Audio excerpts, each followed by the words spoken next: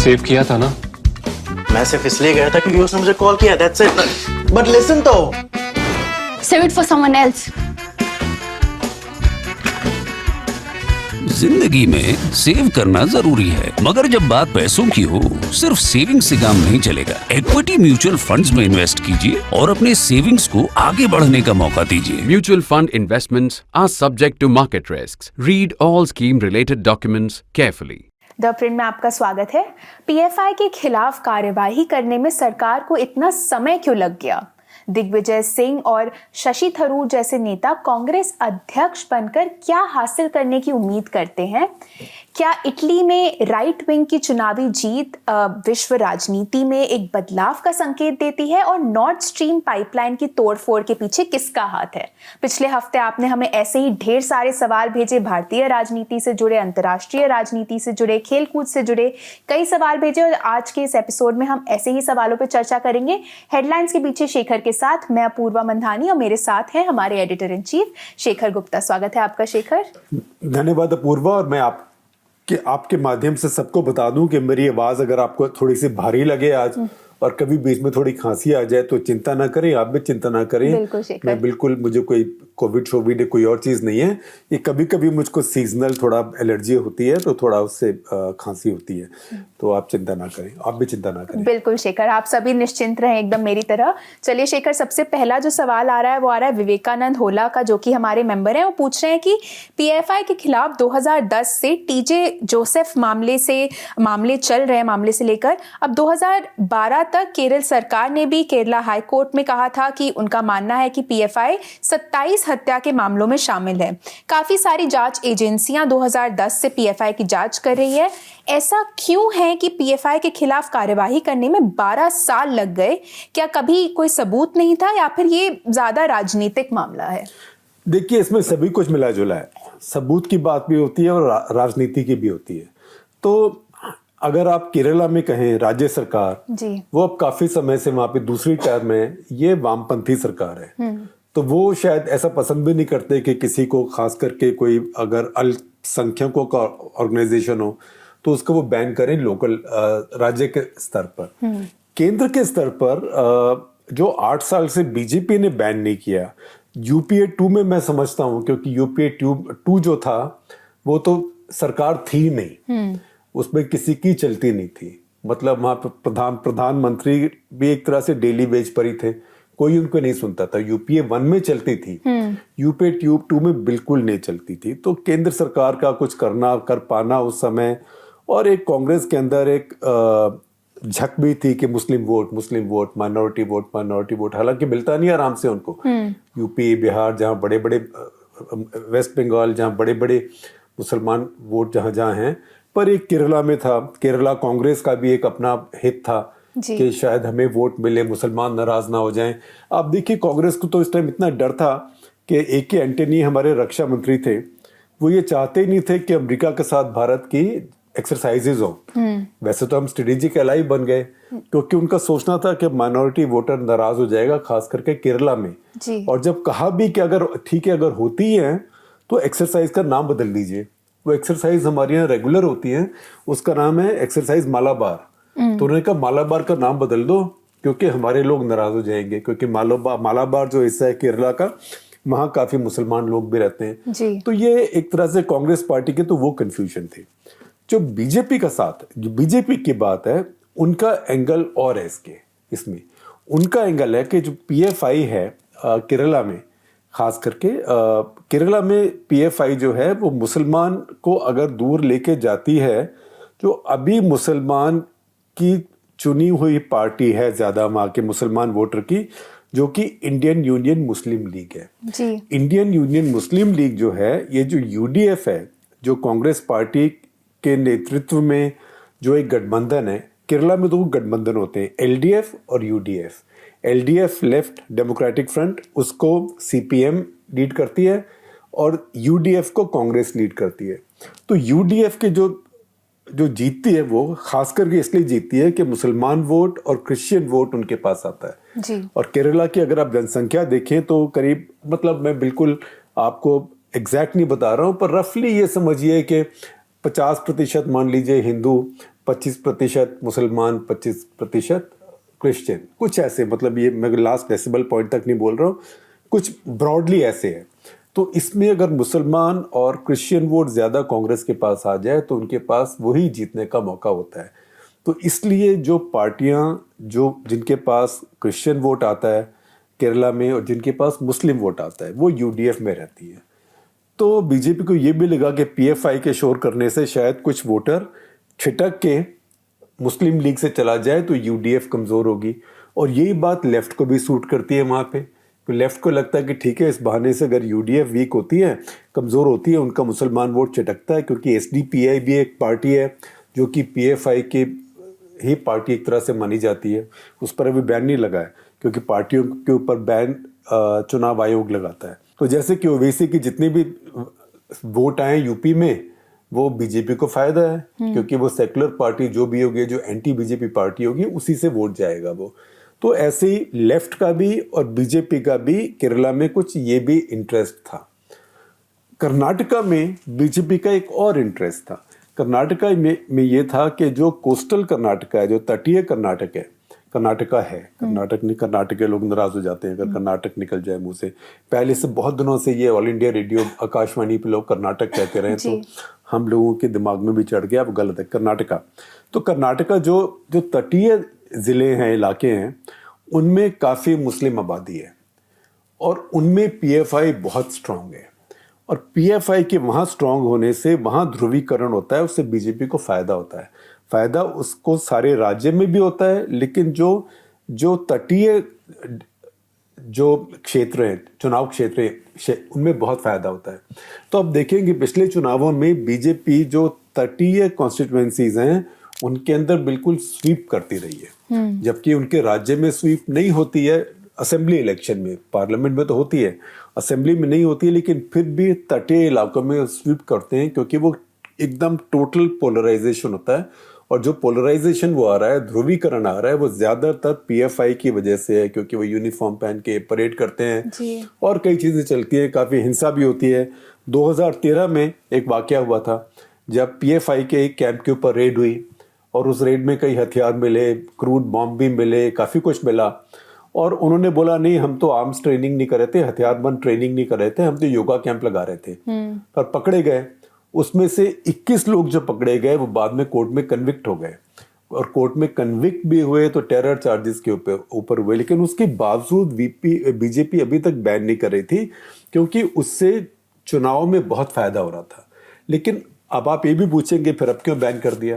तो अब इसलिए कि अब लगता था कि पानी सिर से ऊपर जा रहा है। क्योंकि देखिए, अभी भूलिए मत कि जो भारत में जो लोकल, जो पाकिस्तान से आता है वो एक अलग चीज़ है, या जो माफिया से आता है वो एक अलग चीज़ है। दाऊद इब्राहिम माफिया से है, हालांकि वो तो माफिया और पाकिस्तान का कॉम्बिनेशन था। लेकिन भारत में जो एक ही आतंकवादी ग्रुप पैदा हुआ, इस्लामिस्ट आतंकवादी ग्रुप, वो कहाँ से आया था? वो यासीन भटकल आए थे, उनके नेता। भटकल कहाँ पे है?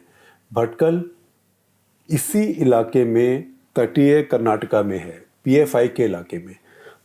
आप देखें कि आईसिस में भारत से बहुत ना के बराबर लोग गए, ना के बराबर। और ये बात मैं बहुत फख्र के साथ सबसे कहता हूँ कि देखिए, दुनिया भर के जितने मुसलमान हैं 40% उनमें से हमारे उपमहाद्वीप में रहते हैं, भारत, पाकिस्तान, बांग्लादेश में। उसके बावजूद दुनिया में तो 200 करोड़ मुसलमान हैं, उसके 40% करीब यहाँ पे रहते हैं। उसके बावजूद हमारे उपमहाद्वीप से कोई 250-300 लोग आईसिस में गए, उनमें से भी 60-65 भारत से गए बस जी। लेकिन वो 60-65 जो हैं वो या तटीय क्षेत्र जो कर्नाटका के यहाँ से गए हैं या केरला से गए हैं। तो पीएफआई का जो इन्फ्लुएंस था अभी खतरनाक होता जा रहा था, इसलिए इसको बैन करने में बीजेपी भी इसको नहीं रोक पाई। हालांकि बीजेपी को सूट करता राजनीतिक तरीके से अगर इसको चलने देते। अगला सवाल भी पीएफआई से जुड़ा हुआ है। आदित्य, जो कि हमारे मेंबर हैं, हमें बहुत ही रेगुलरली वो सवाल भेजते हैं। वो पूछ रहे हैं कि क्या आपको लगता है कि ये पीएफआई बैन मुख्य चुनाव एजेंडा में से एक हो सकता है, जिसे बीजेपी आगामी चुनावों में उजागर कर सकती है, जैसे गुजरात में, जहां इसका इस्तेमाल ध्रुवीकरण की राजनीति के लिए किया जा सकता है? कर तो सकती है, लेकिन मुझे लगता है कि अगर पीएफआई चलता रहता और अपनी खुराफातें करता रहता तो वो शायद ध्रुवीकरण के लिए ज्यादा इस्तेमाल कर पाती। अच्छा। तो इस समय जिसको हम अंग्रेजी में बोलेंगे काउंटर इंट्यूटिव है, तो इस समय बैन करके इसको बैन करने के वोट तो गुजरात में मिलेंगे नहीं। इसके बैन करने के वोट कर्नाटका में मिल सकते हैं, पर उसमें अभी समय है जी। और कर्नाटका में और भी बहुत इशू हैं। और कर्नाटका में भी अगर पीएफआई चलता रहता और फिर जैसे इन्होंने हिजाब पर शुरू किया, और देखिए लव जिहाद हम कहते हैं, लेकिन कर्नाटका के अंदर ये एक रिवर्स भी है लव जिहाद का, जिसमें कि अगर मुसलमान लड़की और हिंदू लड़का हो तो वहां भी बहुत हत्याएं हो रही हैं और वहां भी बहुत हमले हो रहे हैं। तो बीजेपी को ये सब सूट करता। इसको बैन करने से बीजेपी को चुनाव में इतना फायदा नहीं मिलता जितना कि इसको चलने देने से मिलता। अगला सवाल जो है वो अरविंद टीएसवाई का है, जो कि हमारे मेंबर हैं। इस बार भी शेखर कई सारे मेंबर्स के सवाल आए हैं। वो पूछ रहे हैं कि अगर कांग्रेस आला कमान ने कांग्रेस अध्यक्ष के लिए सचिन पायलट का समर्थन किया होता तो चीजें कितनी अलग होती। सबसे अपरंपरागत लेकिन हो सकता है कि कांग्रेस को कुछ खुद को फिर से जीवित करने के लिए उस तरह की आउट ऑफ द बॉक्स सोच की जरूरत हो। आपके क्या विचार हैं? देखिए, कांग्रेस तो मेरे विचार मानेगी नहीं और मेरी सलाह भी नहीं मानेगी, किसी के भी नहीं मानेगी, क्योंकि कांग्रेस में इस समय जो सबसे बड़ी जो उनकी मोटिवेशन है वो सत्ता में वापस आने की, पार्टी को जिंदा करने की, दोबारा बढ़ाने की नहीं है। अभी वो पार्टी के परिवार को बचाने की है, क्योंकि उनको नजर आता है कि पार्टी के परिवार के ऊपर प्रेशर है। लेकिन ये हमारे यहाँ एक आर्टिकल छपा है वीर सांघवी का, वो मैं आपसे लिंक शेयर करूंगा, अपूर्वा देख लीजिएगा उसको। उन्होंने कहा है कि सोनिया गांधी अब नहीं समझती हैं कि भारत में जो शक्ति होती है किसी पार्टी में, पावर होती है, उसकी परिभाषा बदल गई है। तो अब ये इधर उधर का करके आप 6 महीना, 8 महीना, 1 साल, 2 साल आप गांधी परिवार को बचा लेंगे, लेकिन उसमें अब 80 साल के इंसान को अब अध्यक्ष बना रहे हैं, मल्लिकार्जुन खड़गे। अब आप बोलेंगे कि वो दलित है। ये ऐसे ही है जैसे कि आपने चन्नी को बना दिया पंजाब में मुख्यमंत्री और बोल दिया कि दलित है। तो दलित का नाम क्यों घसीट रहे हैं उसके अंदर? आपने उसको इसलिए नहीं बनाया किसी को कि वो दलित है, और आपको अगर इतना ही आपको दलितों के साथ सहानुभूति है, प्यार है, तो बाबू जगजीवन राम के बाद आज तक आपने राष्ट्रीय स्तर पर एक दलित नेता क्यों नहीं पैदा किया? मल्लिकार्जुन खड़गे राष्ट्रीय स्तर पर दलित नेता नहीं है। मुकुल वासनिक राष्ट्रीय स्तर पर दलित नेता नहीं है। दलित नेता थे जगजीवन राम, जिनकी दिग्गजों में गिनती होती थी जी। सीसीएस में बैठते थे। तो ऐसा कुछ नहीं है। अब दलित नेता कौन है आपके पास? मीरा कुमार कौन है? बाबू जगजीवन राम की लड़की हैं। तो ये सब बातें कहने की हैं। अगला सवाल भी इसी से जुड़ा हुआ है। विकास वर्मा जो कि हमारे मेंबर हैं पूछ रहे हैं कि अशोक गहलोत के लिए सीएम पद छोड़ने और कांग्रेस अध्यक्ष पद के लिए चुनाव लड़ने का क्या मोटिवेशन है? मेरे ख्याल से ये उन्होंने जो हमें सवाल है वो उनके रेस छोड़ने से पहले भेजा था। वो ये भी पूछ रहे हैं कि इसी तरह दिग्विजय सिंह और शशि थरूर कांग्रेस पार्टी के अध्यक्ष चुने जाने पर क्या हासिल करने की उम्मीद करते हैं? देखिए, दिग्विजय सिंह भी अब रेस से बाहर हैं, और जहां तक अब ये लग रहा है कि जब हम बात कर रहे हैं तब तो चुनाव नहीं हुआ है जी। पर लगता है कि ये एक तरह से खड़गे जो हैं ये गांधी परिवार के कैंडिडेट हैं, जिसको कहते हैं किंग्स कैंडिडेट जी। एक जमाने में जब ऊपर महाराजा हैं, फिर नीचे वो चुनाव भी करा रहे हैं प्रधानमंत्री में, तो इसमें एक महाराजा का, बादशाह का कैंडिडेट भी होता है। आपको उसके खिलाफ कौन वोट देगा? तो लगता नहीं कि इनमें से कोई, आज की तारीख में खैर दिग्विजय तो बाहर ही हैं जी। लेकिन ये मतलब इसमें कोई पेचीदगी नहीं है। ये साफ है कि जिसको गांधी परिवार चाहता है वही बनेगा। और सचिन पायलट की जहां तक बात है, मैं नहीं समझता कि सचिन पायलट को कभी भी गांधी परिवार चाहता कि वो पार्टी के अध्यक्ष बन जाए जी। क्योंकि अपनी उम्र में वो एकदम राहुल और प्रियंका के आमने सामने की उम्र में हैं। उनको अगर प्रेसिडेंट बना दिया तो एक उनके हिसाब से इम्बैलेंस हो जाएगा। क्योंकि देखिए, इस बात में कोई शुभा ना रखे कि नेता तो कांग्रेस का राहुल गांधी ही माना जाएगा। और पिछले रविवार को पी चिदम्बरम जो कॉलम लिखते हैं अपना इंडियन एक्सप्रेस में, वो कॉलम आप पढ़िए। उसमें उन्होंने लिखा है कि हमारे यहाँ तो कई बार प्रेसिडेंट ऐसे बने हैं, पार्टी अध्यक्ष जो पार्टी चलाते हैं, और बाकी काम जो है नेतृत्व देना, वोट लाना, वो तो नेता करते हैं जी। जैसे नेहरू जी वो करते थे, नीचे कोई पार्टी चला रहा था कई बार, ऐसे गांधी जी हमारी पार्टी के नेता थे, कांग्रेस पार्टी के अध्यक्ष तो कोई और थे, तो कोई भी अध्यक्ष हो हमें क्या फर्क पड़ता है। तो ये अध्यक्ष का पद कोई ऐसी बड़ी चीज नहीं है। इस समय कांग्रेस ने बल्कि अपना एक मजाक बना दिया और अध्यक्ष के पद का भी मजाक ही बना दिया है। अगला सवाल है, इनका यूजर नेम था ट्विटर पे बस यूं ही, इन्होंने हमें ट्वीट किया था अपना सारा सवाल। ये पूछ रहे हैं कि क्या इटली में राइट विंग की चुनावी जीत विश्व राजनीति में बदलाव का संकेत देती है, जहां लिबरलिज्म की तुलना में राष्ट्रवाद ज्यादा एक्सेप्टेबल है, और क्या ये ट्रम्प सहित अन्य राइट विंग नेताओं को बढ़ावा देगा? देखिए, इटली एक अलग तरह का देश है और जो हुआ है उसका असर जरूर होगा, लेकिन आप दुनिया में, ये बहुत बड़ी दुनिया है, इसमें हर तरह के अलग अलग फोर्सेस चल रही हैं। अगर आप देखें कि इटली में इस समय जो मेलोनी जीती हैं, ये तो राइट से भी राइट है, और जैसे वो बोलती हैं तो लगे ट्रम्प भी इनके सामने एक मॉडरेट है।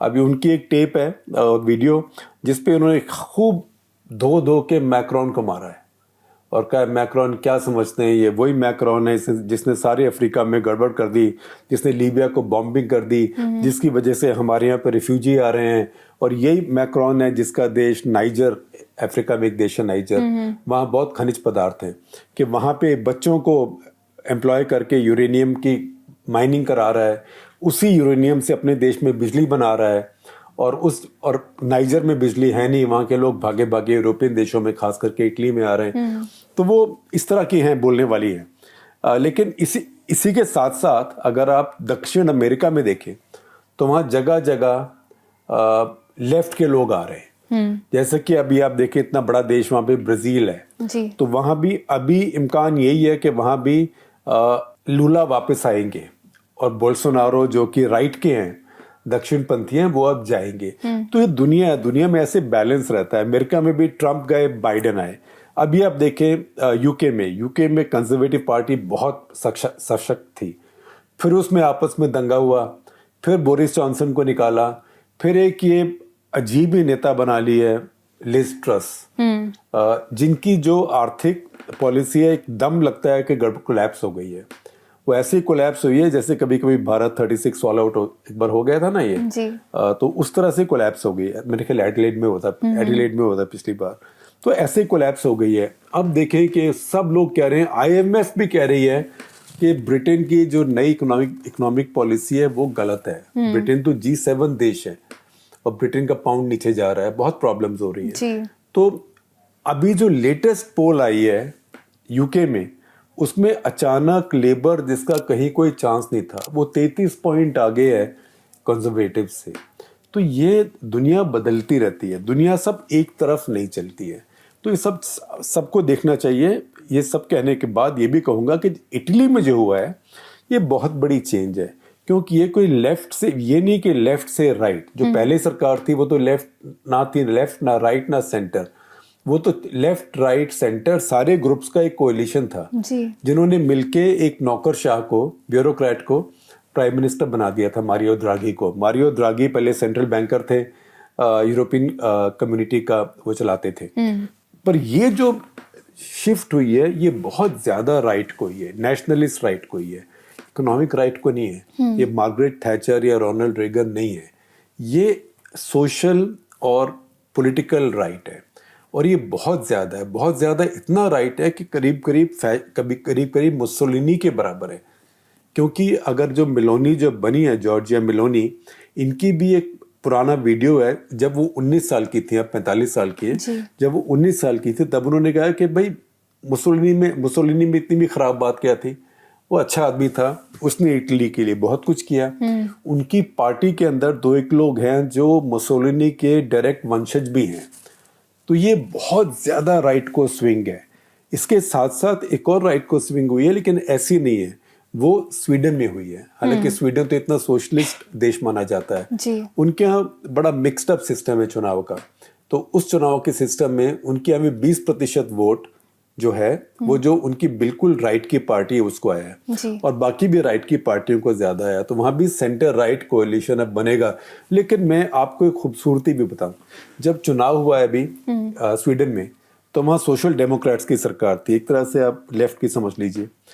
उनकी सरकार को कुल मिला के सारे अपने जो पेचीदा सिस्टम है उसके हिसाब से 173 सीटें मिली दूसरी साइड जो कि राइट विंग का जो कोएलिशन ही मान लीजिए, उसको 176 सीटें मिली। 173 जमा 176 249 349 349 जी। ये एग्जैक्ट नंबर होते हैं। तो सिर्फ डिफरेंस 3 सीट का था। 3 सीट के अगर वहां से आप 2 तोड़ लेते तो आपके बराबर हो जाते, फिर कुछ और ड्रामा होता। लेकिन जिसकी सरकार थी उसने तोड़ने की कोशिश नहीं की। कोई ईडी, सीबीआई, सीबीडीटी कोई रिजॉर्ट में नहीं गया जी। कुछ नहीं हुआ। उसने इमीडिएटली एकदम कहा कि ठीक है मैं हार गई, आप आइए, मैं हारी तुम जीते, इसको ले लो।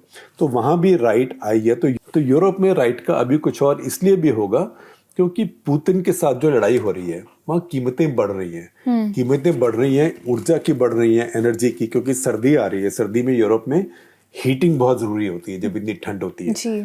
और दूसरी बात यह कि जो खाने के सामान है, खास करके फूड ग्रेन जो है, उसका दाम बढ़ रहा है और उसकी वजह से सब चीज का दाम बढ़ रहा है, तो इन्फ्लेशन बढ़ रही है। तो इन सबसे भी राइट आ रही है। लेकिन उसके साथ साथ अगर मैं ओपिनियन पोल्स देखता हूँ, अभी एक नई आई है बड़ी ओपिनियन पोल, ये जर्मनी में आई है। जर्मनी में वहां पे सरकार इतनी कमजोर है इस इशू पे, हथियार देने को तैयार नहीं है यूक्रेन को, और वैसे भी जर्मनी की सरकार में बहुत बहुत कमजोरियां हैं।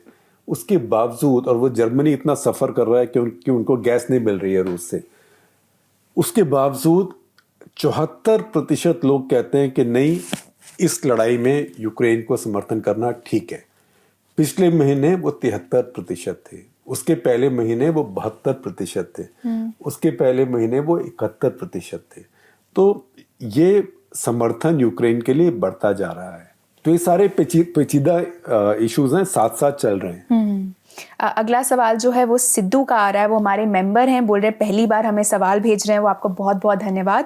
वो पूछ रहे हैं कि नॉर्थ स्ट्रीम पाइपलाइन की तोड़फोड़ के बारे में आप क्या सोचते हैं? क्या ये रूसी मूर्खता है? देखिए, रूसी मूर्खताएं अगर गिनने लगे तो 1 घंटा लग जाएगा, क्योंकि रूसी मूर्खताएं बहुत समय से हो रही हैं। और ऐसे होता है कि जब एक बार आप मूर्खता कर दें और सब दुनिया आपसे बोले और आपको भी लगे और आप उसमें मुंह भी खा रहे हो, तो आपको चुप करके पतली गली से निकल जाना चाहिए। पर वो नहीं कर सकते क्योंकि रूस में भी एक डिक्टेटर है और डिक्टेटर के पास एक ऑफ रैंप नहीं होता कि मैं यहां से निकल जाऊं, क्योंकि डिक्टेटर फिर रिटायर होके गोल्फ नहीं खेल सकता।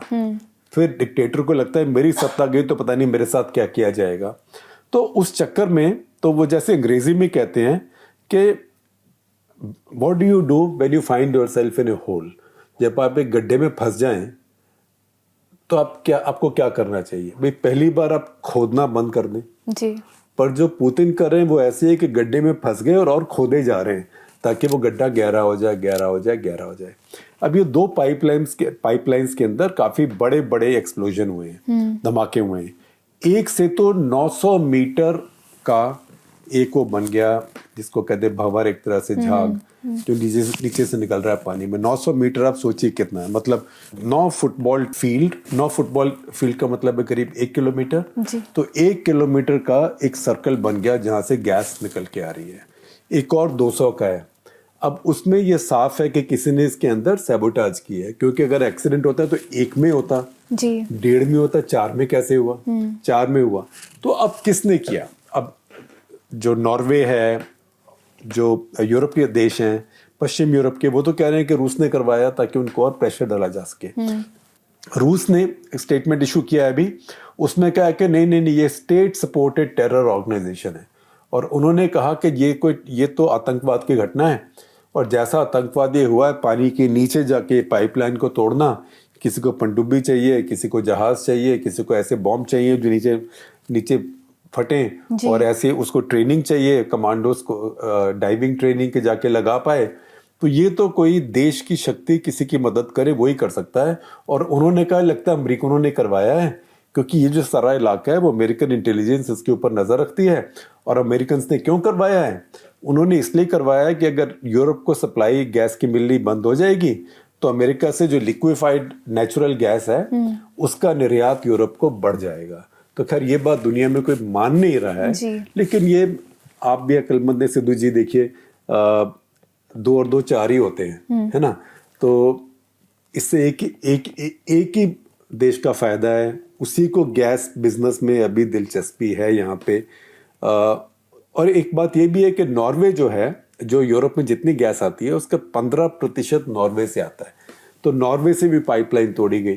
तो ये कहने का इसका तात्पर्य ये भी हो सकता है कि देखो, ना सिर्फ मैं अपनी गैस बंद करूंगा आपको, मैं दूसरों से जो गैस आती है वो भी रुकवा सकता हूँ। जी, अगला सवाल है आशीष पटेल का, जो कि हमारे मेंबर हैं। वो पूछ रहे हैं कि सरकार ने सीडीएस पद पर retired lieutenant general Anil Chauhan को नियुक्त किया है। आपके मुताबिक इसमें लगभग 10 महीने क्यों लग गए और क्या कारण है कि सीडीएस को फिर से सेना से चुना गया, न कि अन्य सेवाओं से? देखिए, हम तो इसमें दोनों बातों में अटकली लगा सकते हैं जी। लेकिन जो समय लगा वो इसलिए भी लगा कि जब पहली बार एक पोजीशन बनी थी सीडीएस की, तो उसके बाद फिर बहुत नई नई बातें समझ आई, कुछ पेचीदगियां समझ आई कि तो एक तो ये सोच है कि जब नया लगाने का मौका मिला है, और ये नहीं कि पहले रिटायर हो तो अपने पहले प्लान कर रखे हो, अचानक ही हुआ, तो फिर कुछ सोच लेते हैं कि ये इसका रोल क्या होगा और ये क्या करेगा, ये नई पोजीशन है जी। और जो सेनाएं होती हैं ये बहुत कंजर्वेटिव होती हैं। ये बिल्कुल जैसे सेना के जब बंकर होता है ना, बिल्कुल मजबूत, कि उसको बॉम्ब भी लगे, रॉकेट पे लगे तो वो खड़ा रहे, ऐसे ही सेनाओं के जो स्ट्रक्चर्स होते हैं मैनेजमेंट के, वो भी ऐसे होते हैं जी। तो उसमें एक नया बना के खड़ा करना है बहुत बड़ी बात है, और ये डिस्टेबलाइजिंग भी हो सकता है। दूसरा ये कि इसमें ठीक आदमी कौन है, तो हो सकता है सरकार को ये समझ आया कि यही ठीक है। अब मैं उसमें एक ही बात नोट करूंगा कि आर्मी का तो चलिए मैं मान गया कि अभी सीडीएस की पोजीशन नई है, तो अभी अगर उसमें सबसे बड़ी फोर्स से रहे एक आध बार तो कोई बुराई नहीं है, क्योंकि पहले वाला जो अपॉइंटमेंट थी उसकी टर्म भी पूरी नहीं हुई थी जी। तो पहले 4-5 साल टोटल मिला के 4-5-6 साल अगर आर्मी से रहे तो अच्छा है, क्योंकि वो एक सबसे बड़ी सर्विस है और उसके बाद दूसरों का नंबर आ सकता है। लेकिन इसमें मैं एक और बात भी कहना चाहता हूँ कि आर्मी से पहले भी थे जनरल रावत भी और जनरल चौहान भी जी। लेकिन दोनों इन्फेंट्री से हैं। ठीक है, दोनों गोरखा रेजिमेंट से भी है, पर वो रेजिमेंट कोई भी हो सकती है, लेकिन इन्फेंट्री से है। तो जो इंडियन आर्मी है, पीछे आप चीफ भी देखें, काफी चीफ इन्फेंट्री से ही आए हैं। तो आर्मर से जो टैंक होते हैं और आर्टिलरी तोपखाना, उससे इतने नहीं आ रहे। हालांकि जो अभी हमारे चीफ हैं वो तो इंजीनियर हैं। अच्छी बात है कि एक अलग फील्ड से आए, क्योंकि भी टेक्नोलॉजी, इंजीनियरिंग ये बड़ी चीजें हैं वॉरफेयर में, जैसे यूक्रेन में दिखा रहा है। लेकिन आर्टिलरी, अब आप देखें आज की लड़ाई में 90% से ज्यादा कैजुअलिटीज जो होती हैं वो आर्टिलरी से होती हैं। आज की लड़ाई में संगीन राइफल पे लगा के एक दूसरे के ऊपर जवान हमला नहीं करते हैं, मौका ही नहीं मिलता है। आज की लड़ाई में दिखता ही कोई नहीं है। अब देखिए जो हाइमार्स वगैरह आ रहे हैं यूक्रेन में, इनका मतलब क्या है? इनका मतलब ये कि जितना दूर से आप मार कर सकें उतना अच्छा है जी। तो जो पहले दुश्मन को देखता है वो जीतता है, और जो उसके लिए जरूरी है कि जो पहले दुश्मन को देखता है उसको दुश्मन को उतनी दूर मारने की क्षमता होनी चाहिए। वो आर्टिलरी का काम है, तोपखाने का काम है। और उसमें अब कॉम्बिनेशन क्या होते हैं? उसमें कॉम्बिनेशन होता है ऊपर ड्रोन है ना, और ड्रोन है और पीछे आपकी फायरिंग बैटरी है। जितनी दूर हो उतना आपके लिए अच्छा है, ताकि दुश्मन आपको वहां पे अटैक ना कर पाए। और जो ड्रोन है वो बताती है कि दुश्मन यहाँ टारगेट आइडेंटिफाई करती है, और वो सैटेलाइट लिंक से आपके तोपखाने के पास आता है। कई बार आप वीडियोस देखेंगे यूक्रेन से जो फायरिंग हो रही है, तो आप देखेंगे आईपैड की तरह से लेके यूक्रेन के जवान बैठे हुए हैं, और आईपैड पे बैठ वो क्या कर रहे हैं वहाँ पे, वो वहाँ बैठ के वो ट्विटर नहीं पढ़ रहे हैं, वो वहाँ बैठ के देख रहे हैं कि उनके सैटेलाइट लिंक से उनको क्या मैसेज आ रहा है कि किस कोऑर्डिनेट्स पे रूस का टैंक है, किस कोऑर्डिनेट पे रूस का तोपखाने का ग्रुप है। वो वहां से फिर अपने आप फीड करते हैं कंप्यूटर में अपने तोपखाने के, और वहां से वो लॉन्ग रेंज में, तो तोपखाने का भी बहुत भारी महत्व है। और कहीं ऐसा ना हो कि हमारी सेनाएं उसको, क्योंकि इन्फेंट्री सबसे ज्यादा होती है, और जैसे कश्मीर वगैरह में बहुत ऑपरेशन है, ज्यादा इन्फेंट्री ऑपरेशन है, तो वो एक इम्बैलेंस नहीं होना चाहिए। अगला सवाल जो है आज का आखिरी सवाल, वो कौस्तुभ सौकार से आ रहा है, जो कि हमारे मेंबर हैं। वो पूछ रहे हैं कि आपकी मनकडिंग पर क्या राय है? इस डिसमिसल मोड को अब लीगल कर दिया गया है, पर काफी लोगों का कहना है कि ये गेम के स्पिरिट के खिलाफ है। वो बोल रहे हैं स्पिरिट से ही खेलना है, तो फिर नियम क्यों बनाए? देखिए, आपकी बात बिल्कुल ठीक है। जो चीज नियम में है वो स्पिरिट के खिलाफ नहीं है, बिल्कुल नहीं है। अब कल को आप बोलेंगे बॉल स्पिन क्यों कर रहे हैं, तो स्पिरिट के खिलाफ है। बॉल फेंकी जहां पड़ के सीधी आनी चाहिए क्या? कोई स्पिन कर रही है, कोई ऑफ ब्रेक हो रही है, कोई लेग ब्रेक हो रही है, कोई आप एक्शन तो कर रहे हो लेग ब्रेक का, लेकिन हो रही है ऑफ ब्रेक, जिसको गुगली बोलते हैं, या लेफ्ट हैंडर वही बॉल करता है, चाइना मैन बोलते हैं। ये सब क्या तरीका है? सीधी बॉल फेंको, हम सीधा बैट घुमाएं, लग गया नहीं लगा तो ऐसे नहीं होता है। ये देखिए, ये एक हमारे दोस्त हैं, कभी कभी लिखते भी हमारे हैं, राजेश तिवारी, क्रिक बीसी के नाम से ट्वीट करते हैं। तो उन्होंने कहा कि जब बैट्समैन बैटिंग करता है, बैटर जब बैटिंग करता है, तो कितने बैटर हैं जो क्रीज छोड़ के आगे जाके मारते हैं। अरे बाप रे, हमारे तो बैट्समैन ने, हमारे बैटर ने तो क्रीज से बाहर जाके आगे जाके मारा। कई बाहर खड़े ही होते हैं, जैसे बॉल बहुत स्विंग होती है, तो आप देखें विराट कोहली भी क्रीज से 6 इंच 8 इंच बाहर खड़े होते हैं। अगर आप वहीं रह जाएं, आप मारने जाएं और आप बॉल निकल जाए, तो विकेट कीपर आपको स्टंप कर देता है। तो आपकी स्किल है कि मैं क्रीज से बाहर जाके मारूंगा, और आपकी अक्लमंदी भी है। अगर आप उसमें मात खा गए तो फिर विकेट कीपर की स्किल है। ऐसे ये आगे खड़े होने की है। अब ठीक है, अगर आप 1 फुट पहले 1.5 फुट पहले आगे खड़े हो गए तो आप उसका फायदा उठा रहे हैं, जैसे कि बैटर क्रीज का फायदा उठाता है उसके बाहर जाके मारने के लिए, आप उसका फायदा उठा रहे हैं। तो जैसे बैटर का दूसरे एंड पे रिस्क है, वैसे नॉन स्ट्राइकर का रिस्क है। आप भी ड्रामा कीजिए, आप भी बैट मान ला के खड़ी हुई है, जब बॉलर बिल्कुल बॉल डालने वाला हो तब आप चल पड़े। तो ये स्किल का गेम है, तो इसमें फायदा उठाया आपने तो बहुत अच्छा है, नहीं फायदा उठा पाए तो बॉलर की दाद दीजिए। तो इसमें मैं कुछ गलत नहीं समझता हूँ, 0। चलिए, इसी के साथ हमारा आज का एपिसोड यहीं खत्म होता है। आशा करती हूँ आपको आज का एपिसोड भी पसंद आया हो। आप सभी का हमसे जुड़ने के लिए बहुत बहुत धन्यवाद।